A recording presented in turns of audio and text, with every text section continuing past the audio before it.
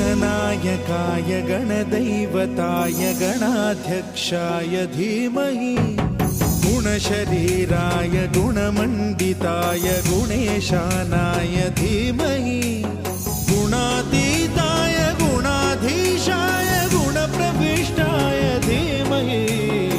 एकदन्ताय वक्रतुण्डाय गौरीतनयाय धीमहि गजेशानाय भालचन्द्राय श्रीगणेशाय धीमहि